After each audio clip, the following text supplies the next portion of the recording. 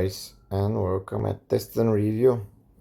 Today I just wanted to share with you the battery performance for the Samsung Galaxy S24 Plus.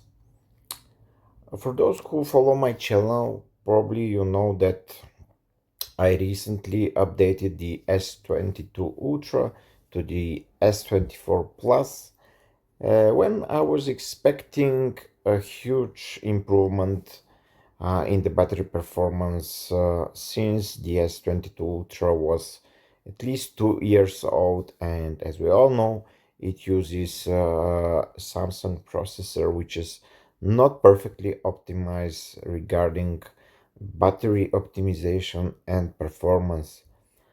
The S24 Plus, on the other hand, should be much more effective, even though it's more powerful. But during my tests in the last couple of days, I noticed that the battery performance on the S24 is far from perfect and what I was expecting.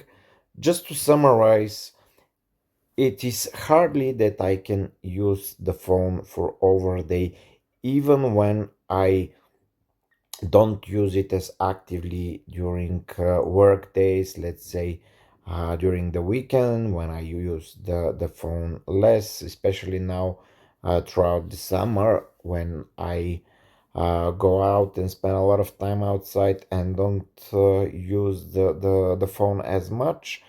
Uh, Even in this period, I could only use the phone with its 4900 milliampere battery only for a day throughout the day, and I need to recharge it. And on the other day, I noticed something weird that the battery dropped significantly throughout the night, like more than 15%, even though I checked idle processes, apps that were in the background, none were working through this period, but still the battery dropped significantly.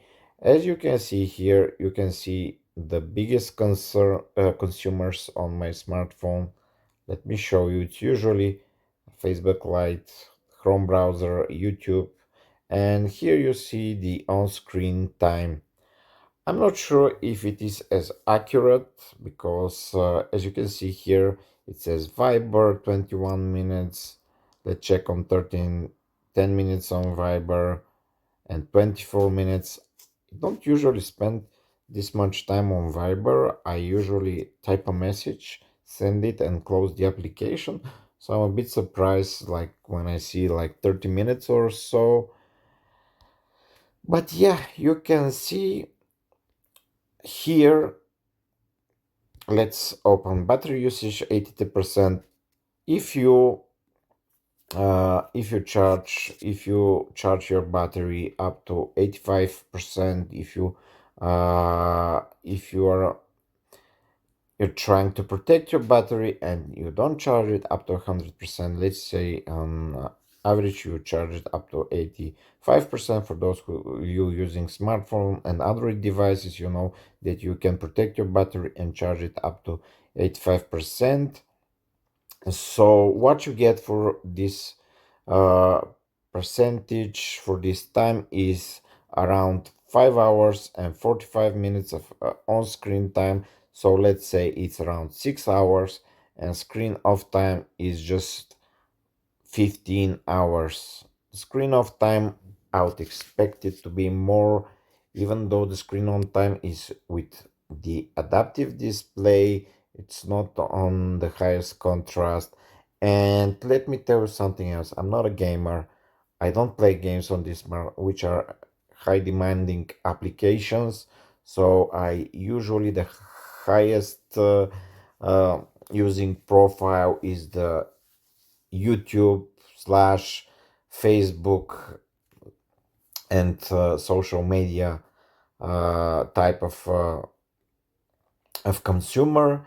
So as you can see here, the on-screen time was mostly on Facebook Lite app, Chrome, YouTube 51%. I would expect the battery to drop when I use the YouTube application a lot, but here it says just 5.2%, which is strange because when I watch the clips online, I see that more of the battery is drained, but I don't know.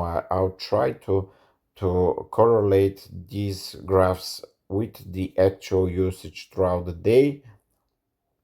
And today, uh, let me see, what do we have here? Again, social media, and yeah. So yeah, it's not the perfect battery performance. I don't know what to expect from modern smartphones because this one is quite powerful. I was honestly uh, thinking to get the Ultra, but I got the Plus version expecting high battery life due to the smaller screen size and less demanding uh, applications on the smaller screen. I don't know if this makes sense, but I was expecting a bit better performance out of this smartphone. Previously, I've used a couple of the A series Samsung smartphones, and I was quite happy with their performance. I consulted with some people using Samsung smartphones, and they also suggested that sometimes uh, the highest consumer might be, as you can see here on the top right corner, 5G and 4G plus are constantly switching on and off, and I am assuming that uh, unstable networks make the battery drain way faster. And right now, as you can see, it says 4G, it was 5G some seconds ago, so I assume that the battery itself it's not that bad, and the battery management it's not that bad, but there's some things that are draining the battery faster. I would love to hear your comments in regards to that because it's just my assumption. As you can see, let me show you here how the battery usually behaves throughout the day.